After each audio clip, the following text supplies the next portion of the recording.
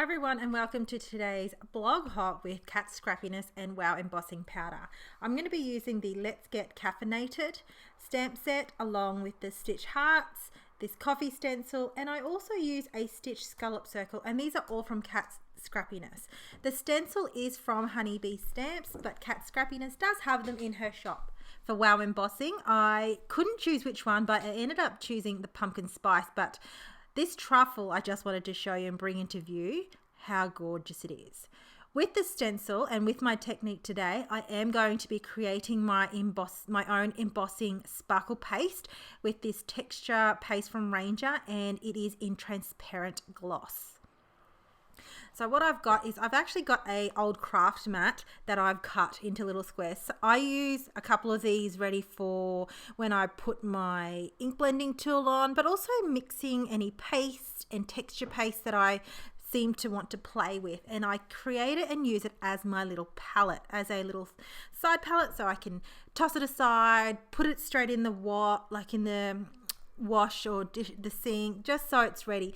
I like to have a sink full of water ready just to go, especially when I'm playing with embossing paste, anything like this medium, for my tools that I use, for the stencils, and for this mat, ready to go. So that's my biggest tip, is if you don't want to find hardened paste later on down the track, I would suggest having a water or sink water ready to go. Now, I've got my Tonic Studio little scooper tool here. There's a name and I will list it below. The name actually has just slipped my mind at the moment. Now, I went to go add this paste, but beforehand, I actually stopped and realized, you know what, I don't have a steady hand in the best of times. So I secured it down with some rose gold washi tape. I'm making it a mission of mine to use my washi tape. So you'll see in future videos coming up, I use it for other reasons as well. So I pretty much spread this on like butter and I cover my whole panel. Now I chose a 7x8 panel here just because I wanted to have a bigger size palette that I can cut up and have ready to figure out, because at this stage I actually didn't have a design or template in my mind, so I was kind of just winging it. Okay, so what I've got here is I have got this layered coffee cup dies.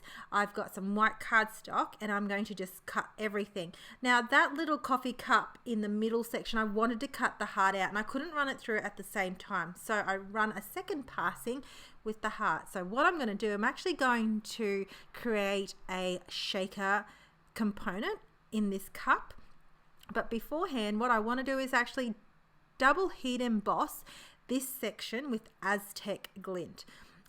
This is a beautiful, it's got an almost pearlescent sheen to it, but because I wanted it to be a little bit more dark and molten looking, I heat set it twice.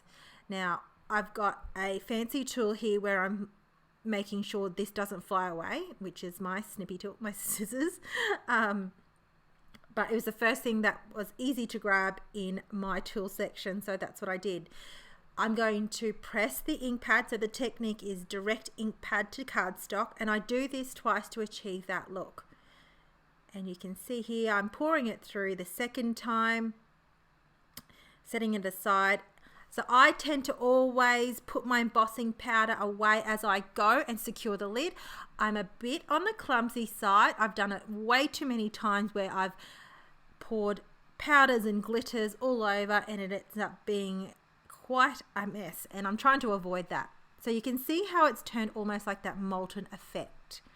Now I've discovered this new glue, this Barely Arts glue, and I'm just been using it in my stash, so it's been a little bit of a go-to for the past month, and this is the first time I'm actually using it on YouTube on my channel. Now I've realized this coffee cup die is a little bit white, and I will add some shading to it a little bit later on. I'm going to turn this into a shaker component, so to do that I've added some acetate, I've trimmed it down, I'm going to add some foam tape, and the shaker part, I just wanted to touch base with this foam tape. This is Doris, and they have really thin versions of this tape, and I love it because it's great for shakers, it's great for sentiments. It's been pretty much a go-to foam for my sentiments as of lately, especially I've been stamping sentiments in bulk and heat embossing them in bulk. I've got a little stash ready to go all the time, especially when I need to make cards on the go. So I'm making sure I'm covering all the little elements that could possibly the sequins fall out of. I'm adding, before I stick this down, this is the moment where I realized this is going to be a little bit stark. I wanted to add a little tiny bit of shading. So the Twilight offers a beautiful light. You can go as heavy as you want, but if you want that subtle grey look, it was great to ink blend with my ink blend tool. So you can barely notice it in the YouTube here. However, in photos, you can see that slight gradient shading look. Now, before I go ahead, I'm going to make sure and place where I'm going to put the sequins. Now, this is from Kat Scrappiness. It's the 6mm clear confetti range. It is absolutely beautiful, and it's perfect for adding sequins and for a shaker. I could have added a little bit more elements, and I could have, in hindsight, when I shape my card now, I probably should have added a little bit of some of these wow sparkles, but you know, everything's better in hindsight. All right, so you see the shake, the little component. I was very happy with how much it shook and how well it did. And also, I bring into view this Let's Get Caffeinated. It has some great coffee sentiments that really goes well and pairs well with this dye. I find it does have another dye. The coffee cup dye comes with a Got Coffee dye as well, and that's the word and sentiment. However, I just really love to play with these sentiments from this collection. So I'm using It's Always Coffee Time. The embossing powder of choice, instead of going straight to black, I've gone primary bark. Now this primary bark, it has got a brown tone to it and is really, really fine, and it's great to heat emboss on vellum. So this is what I'm heat embossing on today. I die cut this vellum piece with the stitch scallop circle, and I do that offline. Here I am, and I'm trying to figure out how.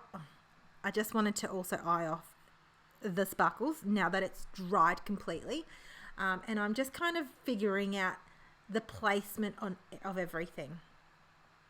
So once I've run this through my die cutting machine, I make sure I secure it down with washi tape. Again, trying to use up my washi tape. I then realize, you know what, I want to make this into a wobble card. So I use one of the components from the wobble packet here. And my card is a little bit bigger than normal. I'll put the dimensions below. And I just pretty much adhere this down to the left-hand side in the center and add a little bit more of that adhesive. Now, before I adhere this down, I had to have a good look where I was going to place this underneath and add a little bit more glue as well.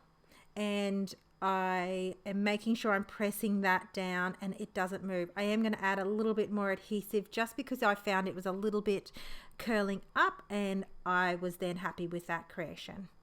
And that's my card for today's hop. I have made another card which is over on my blog, so come and visit it. It is a blog hop with both design teams. It's over 2 days, both the Friday and the Saturday, so I hope you come and see us and leave all your comments to win for a $25 prize, both in the Kat Scrappiness store and one over in the WOW store. So thanks for watching, and I can't wait to read all your comments. Take care.